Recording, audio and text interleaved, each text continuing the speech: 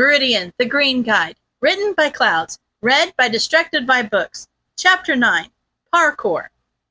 Shota had never really understood the appeal of bars. He supposed that Yamada or Shirakumo probably would have dragged him along when they got old enough if they had actually started their own agency like they'd always planned. But, well, Shota just thought it was irrational to dull his senses with alcohol and loud music when there was work that needed to be done.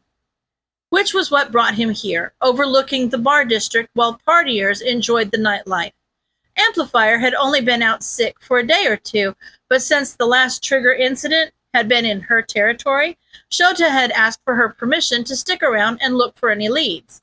He'd been hanging around for almost 2 weeks, and while he'd managed to find a few small dealers, there hadn't been another major incident. Shota heard Amplifier's voice echoing from a few streets over, and he sighed and started running in that direction. It was probably nothing she couldn't handle, but he may as well lend a hand as long as he didn't have any of his own leads to chase. As he got closer to the fight, however, he almost stopped in shock. He wasn't the only one who'd shown up to the fight. Crouching on the rooftop, eyes glued to the fight below, was Viridian. The kid had a small notebook out, and Shota wondered how he could even see what he was writing in the sparse light. It couldn't be good for his eyes. He could see the kid's lips moving as well, so he was probably muttering something, but the words were drowned out by the sound of Amplifier's quirk. The kid had also gotten some more gear, apparently, which alleviated some of Shota's worries that Viridian wouldn't be able to defend himself. He had added a belt to his costume, which held his tin can and a couple sticks? Hopefully they were more durable than the ones he'd tried to use last time Shota had run into him. There was also a slingshot hanging from one of the loops, and Shota nodded in satisfaction. At least the kid had enough sense to cover his long-range defenses. He decided he had watched long enough. He should get Viridian to give him an overview of the situation, since he'd most likely been the one to lead Amplifier to the fight in the first place. Does she need any help? Viridian yelped and clutched his notebook to his chest as he turned around with panic in his eyes. Shota snorted. Seriously, kid? I would think a vigilante would have more situational awareness. How do you manage to sniff out crimes as well as you do if you couldn't even tell I was behind you? Well, Eraserhead, sir, you are one of the most stealth-based heroes out there, and Amplifier's quirk is based on volume, so you probably used her quirk to cover your own approach, unless that's not what you were trying to do. But then again, I guess I was kind of distracted watching the fight, and Shota rolled his eyes as he went to the edge of the roof and looked down. Amplifier had stopped yelling and seemed to be comforting the victim as a group of thugs struggled weakly on the ground. You lead her to this one? Viridian nodded frantically. The guys were drunk, and I didn't want them to hurt that girl because she was alone, and I really didn't like the way they were looking at her, and Shota cut off the kid's rambling. Good work, kid. Viridian gave him a bright smile, like Shota had congratulated him on saving the world rather than just one girl, and practically started vibrating with excitement. Thank you, Racerhead, sir. Like I said before, kid, it's just Eraser. Oh! Viridian's face fell, and Shota hoped he was imagining the glimmer of tears behind the goggles. I'm sorry, Eraser. It's not a big deal, kid. Seriously, he hadn't been expecting Viridian to be so emotional. What was up with the kid? He hadn't actually done anything wrong. Well, he hadn't if Shota ignored the whole vigilante thing. But there was nothing actually wrong with calling him by his full hero name. So why had a simple correction been enough to move the kid to tears? Maybe he should change the subject. So, what were you writing? Viridian quickly hid the notebook in one of the pouches on his belt. Oh, nothing? Shota shot him an unimpressed look. Really, kid? If you're gonna lie, at least come up with a better excuse. Let me see. It's really nothing. Shota raised one eyebrow. It's just My notes are silly and kind of embarrassing. Viridian finally muttered, "It's just some thoughts on the fight so I can figure out what Amplifier was doing and maybe do something similar in the future. I mean, it's nothing special. I know it's kind of creepy." Shota raised an eyebrow at him. "You're learning by example. That's smart. I wish my students had half that drive." Viridian's head snapped up and he looked at Shota with wide eyes. "You're a teacher?" Shota snorted. "Yeah, I expel brats at UA. Maybe if you actually stay off the streets, you could actually be in my class in a few years." Viridian looked at the ground and started fidgeting with the sleeves of his hoodie. "Do you teach the hero course students?" "Yes." Shota looked at Viridian curiously. "I teach the first years." "Then I won't be in your class." Viridian shook his head. I can't be a hero." "Why?" "Bye, Eraser. See you later."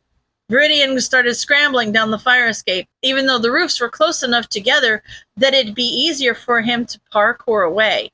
Shota thought fast and wrapped his capture weapon around one of Viridian's wrists. He stopped, and Shota could feel how hard he was trembling just from the way his capture weapon moved. "Kid, do you know parkour?" "Parkour?" Shota rolled his eyes. "Yes, kid. Parkour. You know, running across rooftops without dying. It's pretty essential in this line of work." Viridian had started fidgeting with the sleeves again as soon as Shota released the tension on his weapon.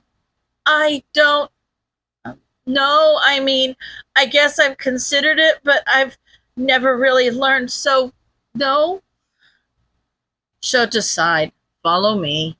He made his way down the fire escape, waving to Amplifier as they passed her, and was pleased when he saw that Viridian had actually started following him. He really should be working on finding leads, but it didn't look like anyone else was going to put in the work to make sure this kid didn't die. It really didn't take them long to reach a skate park a few streets over. It was practically abandoned at this time of night, except for a few homeless people and drug dealers. But as long as they left each other alone, Shota wasn't going to worry about them. He turned around, forcing Viridian to stop quickly to avoid running into him. "All right, first things first. You have to learn how to fall."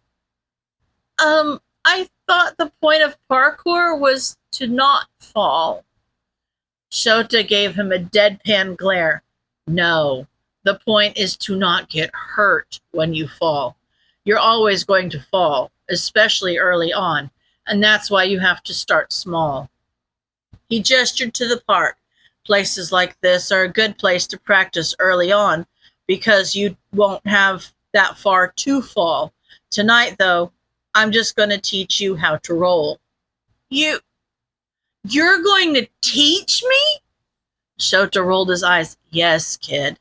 I'm going to teach you. Why else would I have led you here?" Viridian shrugged. "Catch me?"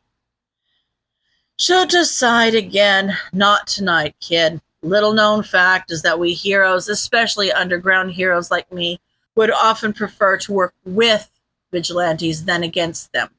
If you get overly violent or turn to villainy, that'll change pretty quickly.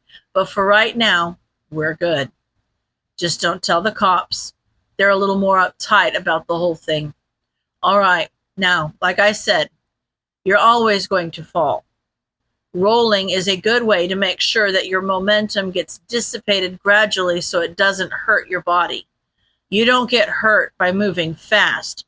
You get hurt when you suddenly stop moving." That made Viridian chuckle, which Shota decided to count as a win, considering he'd made the kid cry earlier. "We're not going to start from the top of a wall. You're not ready for that right now. Just watch me." Viridian cried out as Shota dove toward the ground, tucking his arm under him so that he rolled over his shoulder and landed on his back. That's a basic roll. Now let's go slow, and I'll walk you through it. Shota spent the next hour coaching the kid on some of the basic movements of parkour and giving him some exercises that would give him a decent foundation. The kid was obviously unused to the movement, but he was a pretty fast learner, all things considered. Occasionally, Viridian would stop to adjust the tools on his belt so that the weight didn't get in his way, or he would take out his notebook and write something down before putting it away again. Shota couldn't help but be a little curious about it, even though the kid had told him it was nothing. "You should take notes on villains, too," Shota said as Viridian reached for his notebook yet again after Shota had taught him a new movement. "Taking notes on heroes is good, so you can learn what they do, but knowing what villains do is arguably more important." Viridian finished writing what he was going to and put the notebook back in his belt.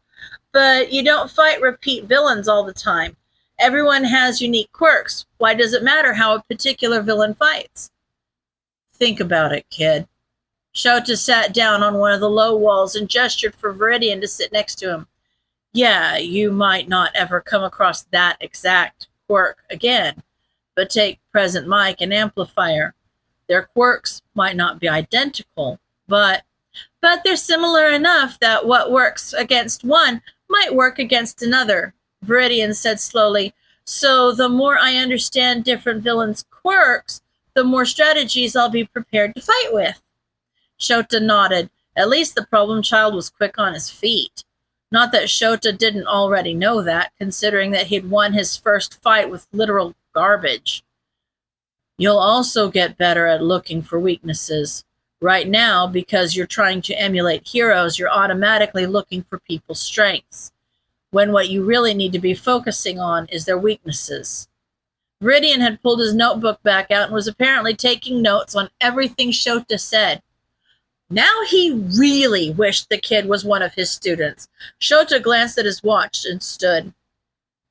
"You'd probably better get to bed, kid. Don't you have school tomorrow?" Whatever eagerness Viridian had been showing only moments before disappeared as the kid seemed to shrink in on himself, almost like he was trying to make himself a smaller target. "Why? Good night, Eraser. Thank you for your help. Sorry for bothering you." He almost stopped the kid from running off again, but by the time he realized Viridian was going to run, he was already around the corner. Damn, he knew the kid was fast, but seriously? He sighed and made his way back to the rooftops. He'd wasted some time, but he couldn't bring himself to regret it. After all, an extra set of boots on the ground couldn't hurt, right? End of chapter.